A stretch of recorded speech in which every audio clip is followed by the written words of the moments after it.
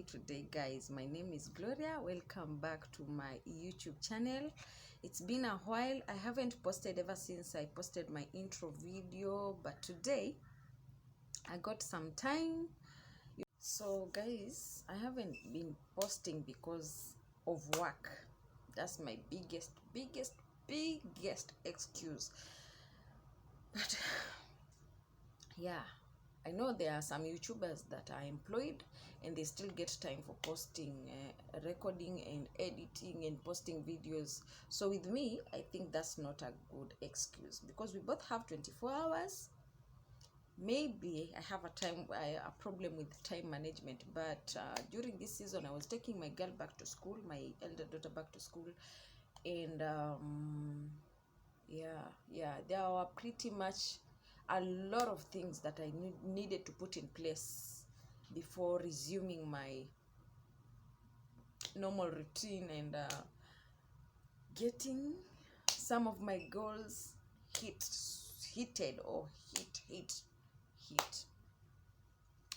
So guys, according to the title of this video, I'm going to talk about how it feels like or how it is like to have a child with special abilities in this world, not in Kenya only, in this world. So I have a 10-year-old daughter who is autistic, and for me to realize that my child has a problem, it took I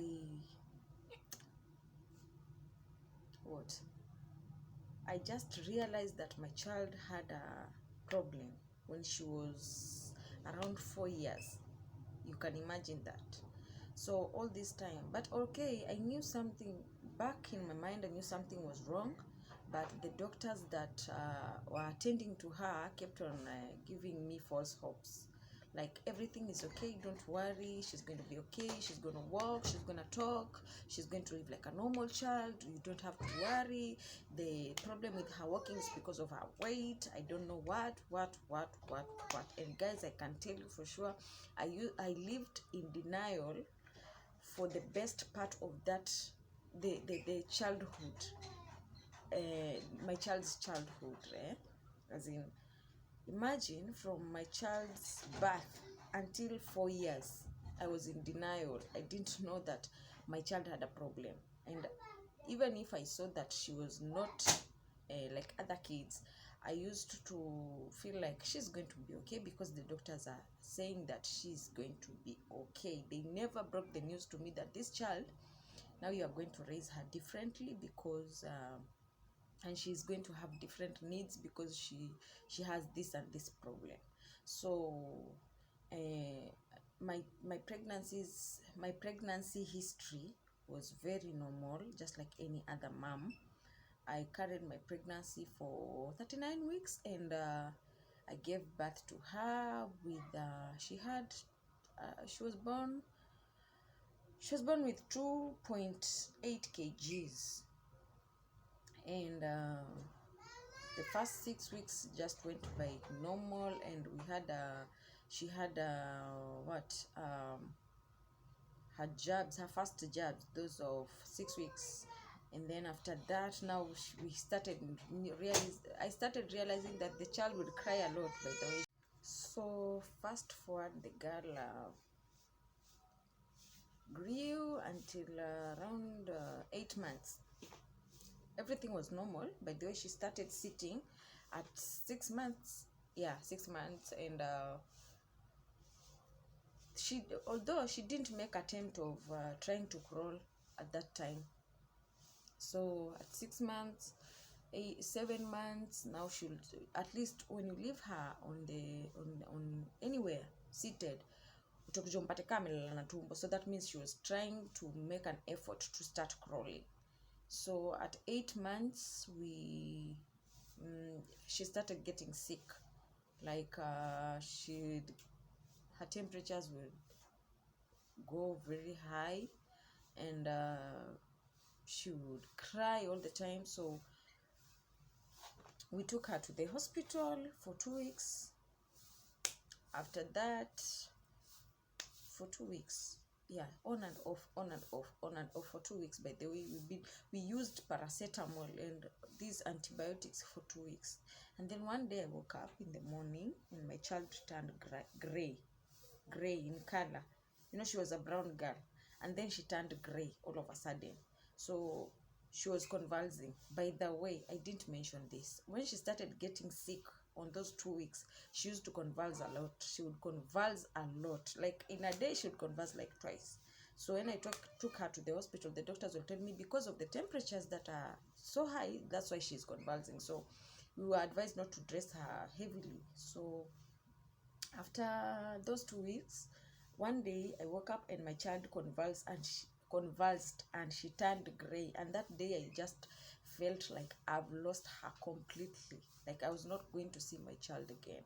I screamed the hell out of me, and I luckily we were close to a private clinic. So I rushed her in there, and the doctor assessed her, and she told me, now you know what, you're going to take this girl to the referral hospital, because that's the only way you're going to know what is wrong with this girl. If she's been sick on and off, then that means that there's a very serious problem with her. So I took her to the referral hospital.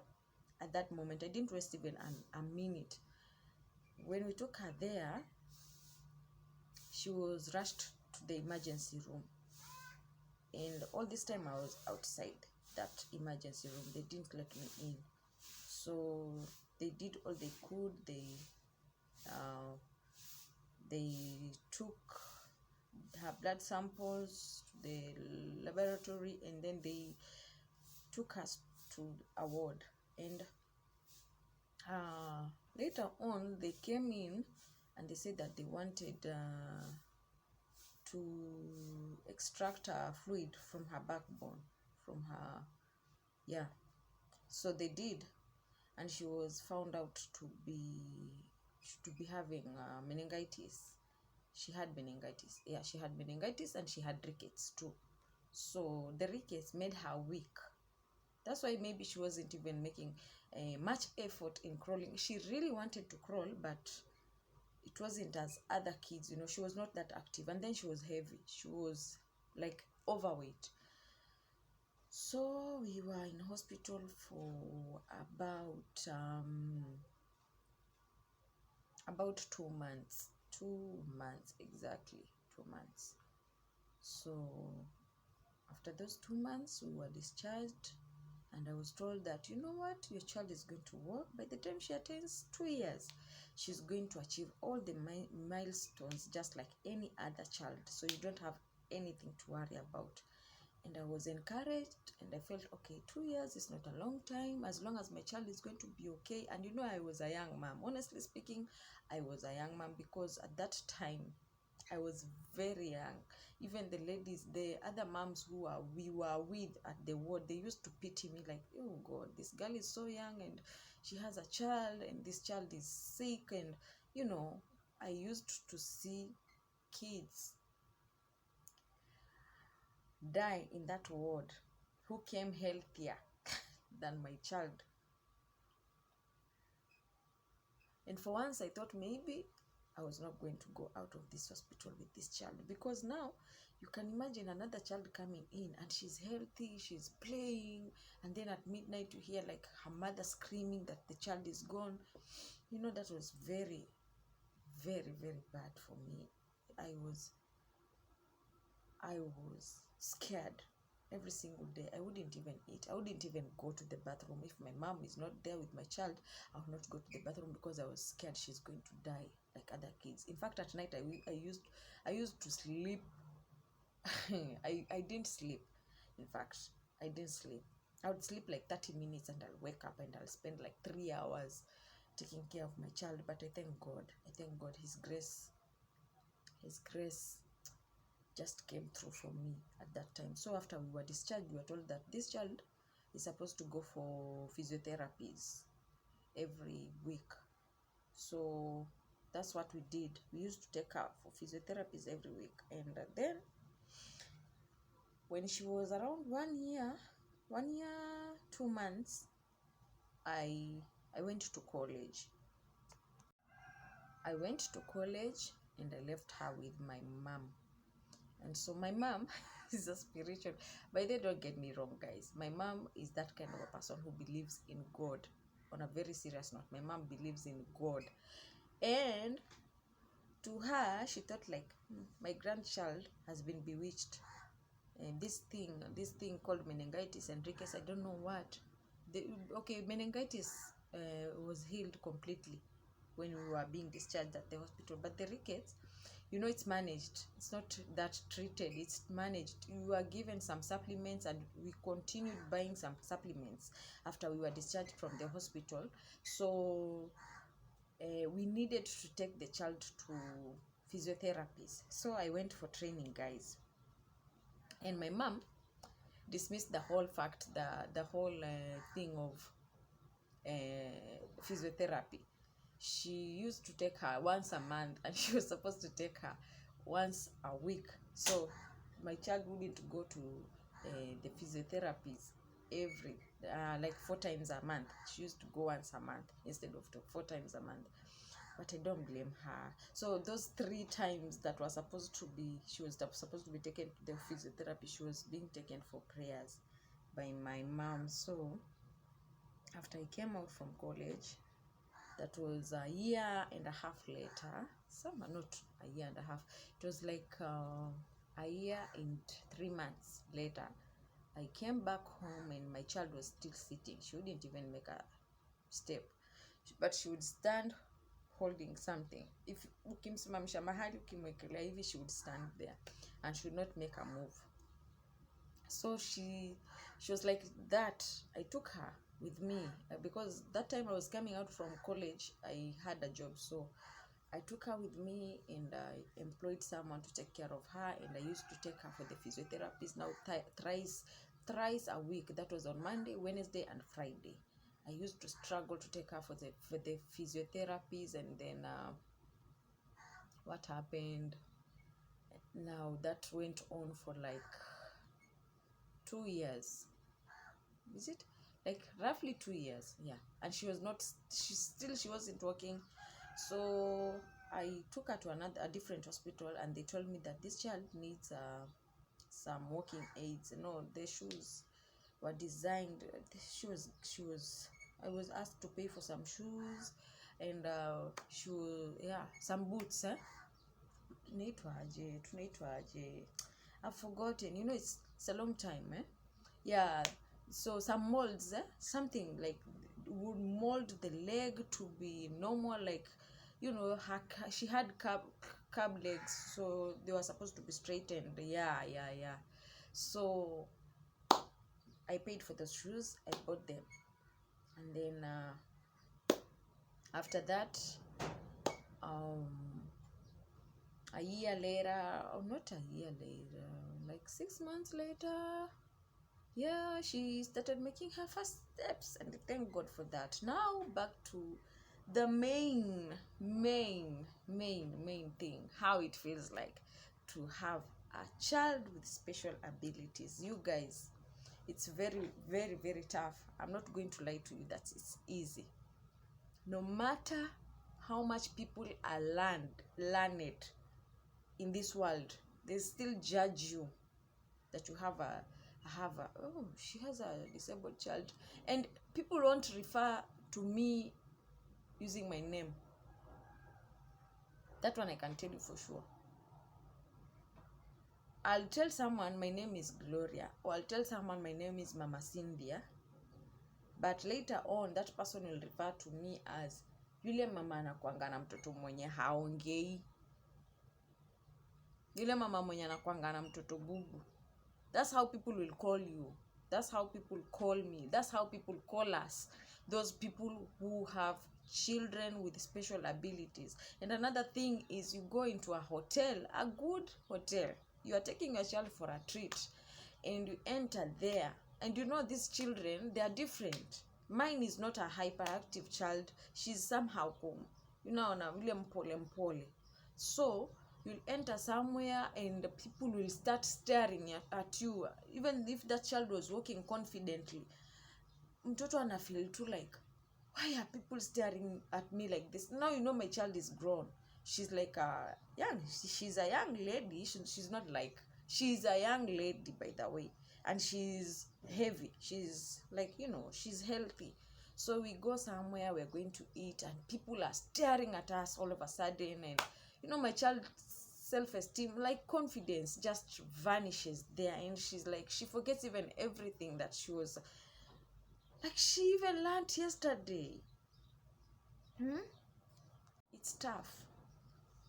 It's not easy.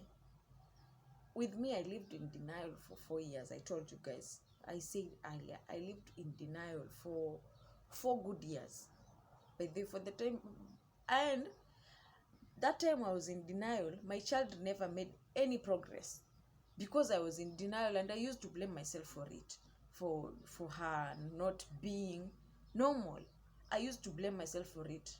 For some reasons, I used to ask God a lot of questions until one day a maid mistreated my child. I came up back from work, the area that I'm living in, you guys, ukisikia it's sunny, I'm telling you that sun can even roast meat.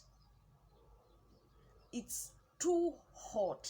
And you know what, that lady was inside the house watching TV, and my child was outside.